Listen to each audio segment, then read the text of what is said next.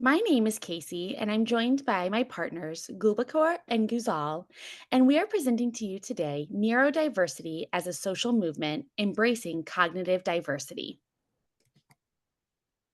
Hello everyone, my name is Gulbahar. Today's presentation will cover a range of topics related to neurodiversity movement, from its origins and its global impact.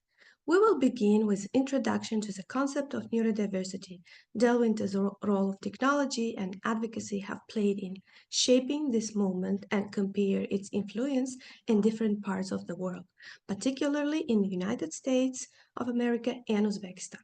We will also touch on key elements like intersectionality, equity, accessibility, and inclusion before going to pros and cons of the movement and offering recommendations based on our findings. So in the next slide, I will introduce the neurodiversity, and this term was first introduced in 1998. This term represents a shift in how we view neurological differences like autism, ADHD, dyslexia, not as disorders but as natural variations within the human population. The neurodiversity movement challenges the traditional medical model, which often seeks to fix these differences. Instead, it promotes acceptance of individuals, much like how we accept differences in race, gender, and culture. The goal is to focus on the strengths and contributions neurodiverse individuals bring to society rather than on perceived deficit. In the next slides, you can see the key figures. Two key figures who have significantly impacted the neurodiversity movement are Judy Singer and Jim Sinclair. Judy Singer is the creator of the term neurodiversity, shifted the conversation towards inclusion, the acceptance of neurological differences. Jim Sinclair, an autistic activist, further advanced the movement through his work, especially his essay, Don't Mourn for Us. Sinclair's work reframed autism as a different way of being rather than something to be cured, pushing for understanding and valuing neurodiverse individuals. Together, their work has transformed how we view neurological diversity. So in the next slide, uh, we will talk about the movements. The neurodiversity movement built upon the foundation set by the disability rights movement of the 90s, 60s, and 70s. During this time, people with disabilities and their allies fought for equal rights, pushing back against the medical model that focused on curing disabilities. They advocated for societal changes that would make environments more accessible and inclusive. This led to the passage of Americans with Disabilities Act in 1990, a landmark law that protects against discrimination and requires reasonable accommodations. So what is the role of technology? The next slides, please. Technology has been a crucial catalyst for neurodiversity movement. Especially with the rise of the internet, it allowed neurodiverse individuals to connect, share experience, and build supportive communities, such as World Planet for those on autism spectrum. Social media platforms have amplified neurodiverse voices globally, advocating for rights and raising awareness. Assistive technologies such as AAC device and apps like Prologue to Go has also revolutionized communication for nonverbal individuals. Additionally, digital activists has helped push for policy change and raise awareness through hashtags like actually autistic and neurodiversity. Um, in the next slide, let's have a look to advocacy organizations. Several advocacy organizations are leading the charge in promoting neurodiversity. The Autistic Self-Advocacy Network focused on rights and full inclusion, ensuring that autistic voices lead the conversation around their own needs. The Neurodiversity Foundation works to educate the public, providing resources and support the neurodiverse individuals and their families. And the Sanford University project emphasizes research, education, and workplace inclusion. These organizations are essential in advancing the neurodiversity movement by advocating for acceptance and fostering environments where neurodiverse individuals can thrive.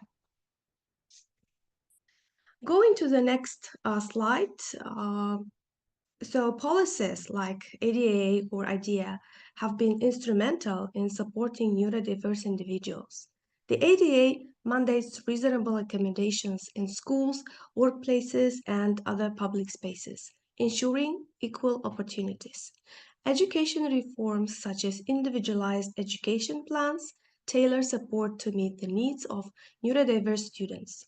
Workplace inclusion efforts have grown with companies launching neurodiversity hiring programs that recognize the unique strengths neurodiverse individuals bring to the table, particularly in fields like technology. These efforts, coupled with raising public awareness, have helped reduce stigma and promote inclusion. So, what is an ADA impact? Next slide. The Americans with Disabilities Act has been vital in protecting the rights of neurodiverse individuals since its enhancement in 1990. It ensures that they have equal access to public life, whether in school, workplaces, or public spaces. Under this law, employers and educators are required to provide reasonable accommodations, allowing neurodiverse individuals to participate fully.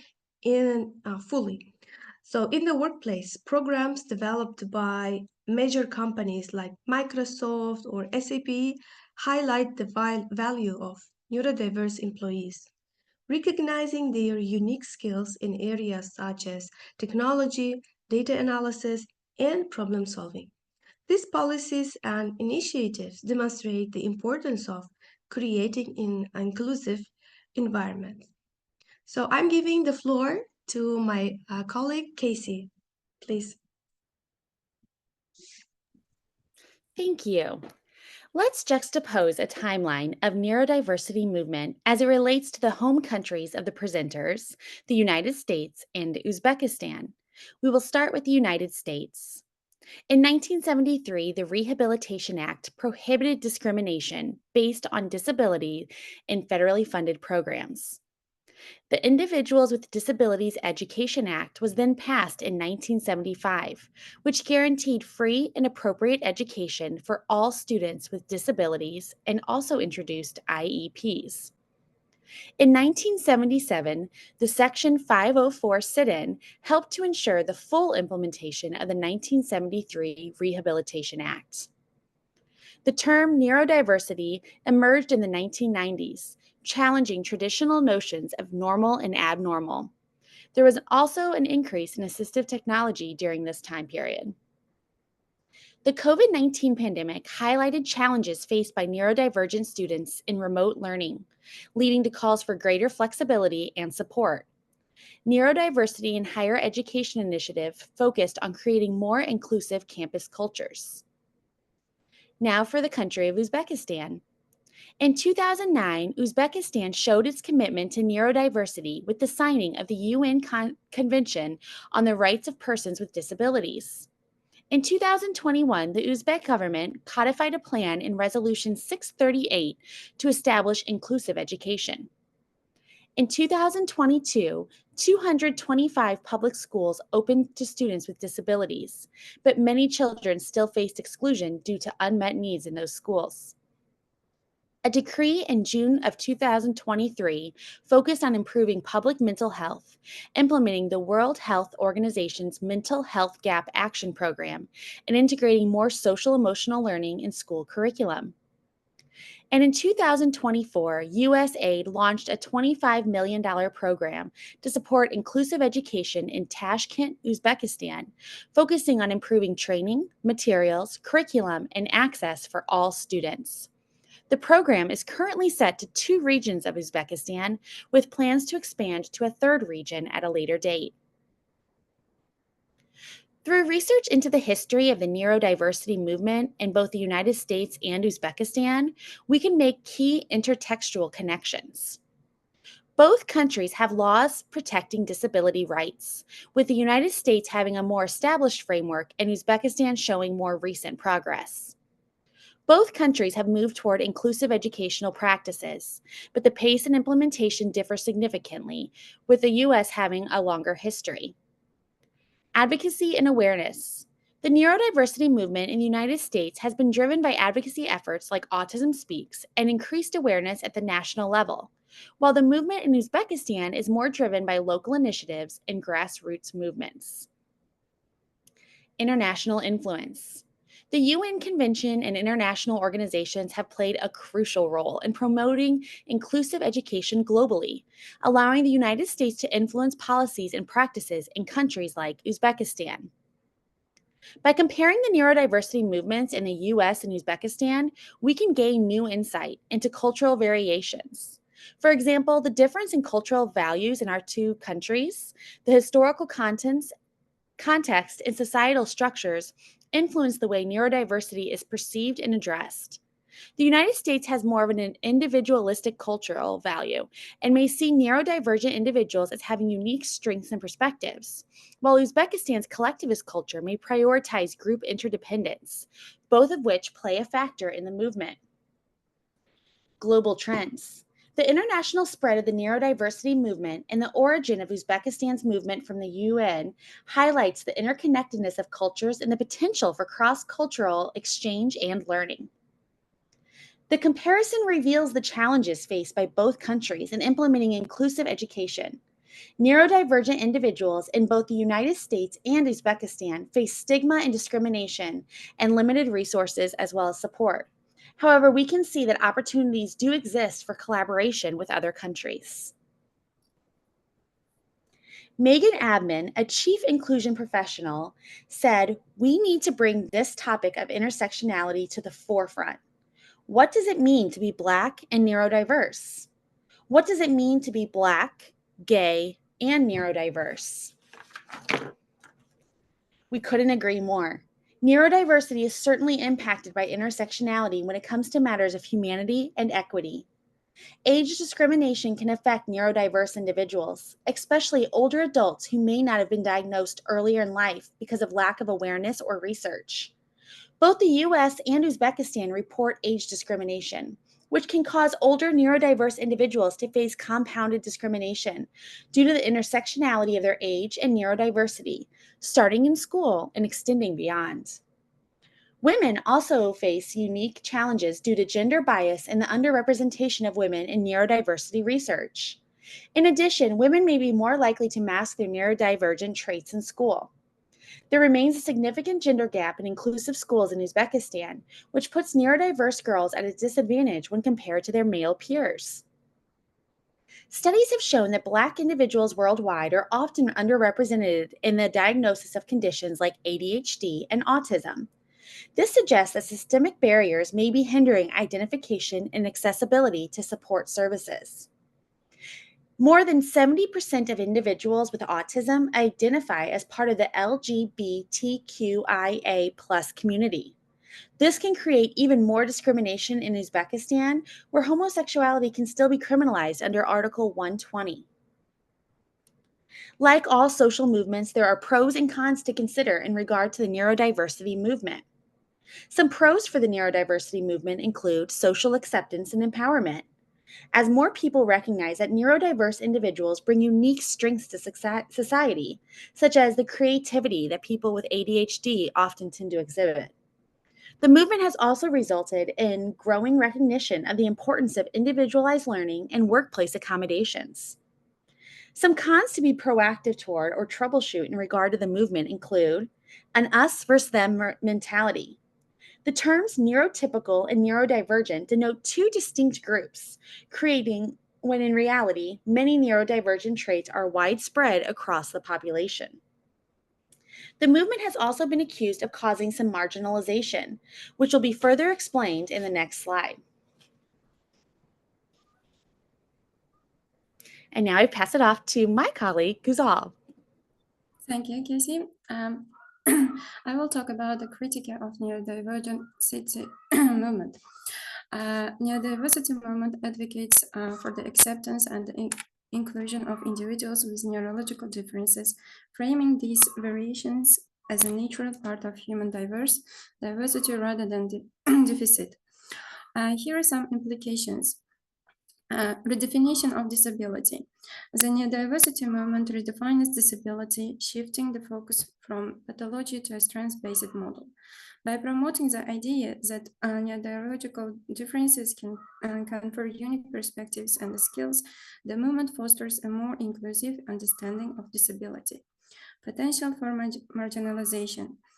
Marginalize those who require more intensive support by overlooking the ideas of individuals with co-occurring disabilities or severe manifestations of neurodivergent conditions, which can create a hierarchy of needs within the neurodivergent community, leading to tensions between different groups. Policy and practice implications. The movement has promoted some changes in educational and workplace policies, advocating for accommodations that recognize diverse learning and working style. However, the implication of these policies can vary widely, often influenced by institutional readiness and resources. Next, please. Next slide, please. Here are some recommendations. Inclusive conversation. It can help to facilitate dialogues that encompass a broad range of neurodivergent experiences, particularly those of individuals who may feel marginalized within the movement. Intersectional approach emphasizes an intersectional perspective that acknowledges how neurodiversity intersects with other identities such as race, gender, and the social economic status. Awareness and educational initiatives. It can help develop a public awareness such as by campaigning educational programs in schools and workplaces, which can help foster understanding and create environments that are more accommodating. Policy advocacy for comprehensive support. Advocate for policies that are not only promote diversity acceptance, but also provide targeted resources for those who need them. Support network development. Create support networks that offer resources and a community for neurodivergent individuals and their families. Encourage research and evidence-based practices. It can help to promote ongoing research into effective support strategies for neurodivergent individuals. In the next slide, I will talk about, here we will talk about our personal positionality in the neurodiversity movement. Casey? My name is Casey Luking, and as a neurodiverse learner myself, this is a topic that I found very relatable. I went undiagnosed as a child, due in part to a lack of awareness and resources for my parents, and also because as a girl, my symptoms did not mirror that of boys my age, and I was able to mask my tendencies. As an educator in the United States, I have seen firsthand how much value my neurodiverse students bring to the world and how, when given the appropriate opportunities to succeed, they have the ability to soar. I am a better person and teacher because of all of the students I've worked with, but my neurodiverse learners have had the most profound impact on how I view the world and the decisions I make as an educator today. My experiences with and as a neurodiverse learner have informed my stance that it is our responsibility to ensure that all of the children who enter our public schools are receiving an education that allows them to succeed to their fullest potential, both in school and beyond. My name is Gulbahar. As an educator and researcher, my positionality in relation to neurodiversity movement is shaped by my role in fostering inclusive learning environments. I recognize the importance of understanding and respecting neurological differences in the classroom and beyond.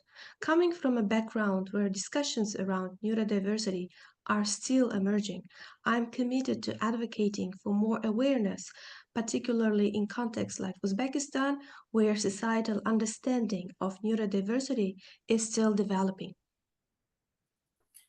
My name is Gozal Turayeva, and I agree with Gulbahar that in Uzbekistan it's very important to recognize neurodiversity movement and also to help for the learners in terms of their gender, social status, and race. Because in our country, people, especially educators, and they don't understand this kind of movement, and they need support to help for the students. Next slide, please. I will talk about the multiple theory of intelligence. Harvard Gardner's theory of multiple intelligence is a prominent framework in education. This theory posits that intelligence is not a single entity, but a collection of different types of intelligences, each representing a unique way of processing information and interacting with the world. Gardner's theory of multiple differences of intelligence, actually he provides at least 8 distinct intelligence. The first one is linguistic intelligence. Linguistic intelligence is sensitivity to spoken and written language. Next one is logical mathematical intelligence, ability to analyze problems logically and perform mathematical operations. Spatial intelligence, ability to visualize and manipulate objects in space. Musical intelligence, skill in performance, compositions, and appreciate of musical patterns. Bodily kinesthetic intelligence, ability to use one's body to express feelings or create products. Interpersonal intelligence, capacity to understand and interact effectively with others. Interpersonal intelligence, capacity for self-awareness and self-reflection. Naturalistic intelligence, ability to recognize and categorize plants, animals, and other aspects of the world. Next one. Also, he suggests that it's really important to include some kind of cultural context. Here, Gardens emphasizes that different cultural values have different types of intelligence. It can be recognized and valuing different ways of thinking and learning, promoting a more inclusive educational framework. Education and assessment. This approach encourages educators to design curricula that engage multiple intelligence, moving away from standardized testing methods that often favor linguistic and logical mathematical skills. Strengths-based approach. Garden theory emphasizes recognizing and nurturing individual strengths rather than focusing solely on their weaknesses. Individual learning style. This theory supports the idea that learners have unique preferences and strengths. Educators can use this to understand and create differentiated instructional strategies. Next slide. Next slide, please. How can we apply Gardner's theory of multiple intelligence? It can provide a robust framework for understanding how educators can be more inclusive. The first one is curriculum development. Educational system can include project-based learning, artistic expressions, and practical applications that engage different forms of intelligence. Teacher training, it can help to discuss the needs for professional development programs that can help educators recognize and support multiple intelligence in their classroom, particularly for neurodivergent students who may excel in non-traditional areas. Policy implications. It can help to make the case for inclusive practices that reflect the principles of neurodiversity movement. Empirical research, it suggests research that investigates the effectiveness of teaching strategies based on multiple intelligence for neurodiverse students. Next slide, please. A universal design for learning for neurodivergent individuals. It's a framework that promotes inclusive education by providing multiple means of engagement, such as representation and expression.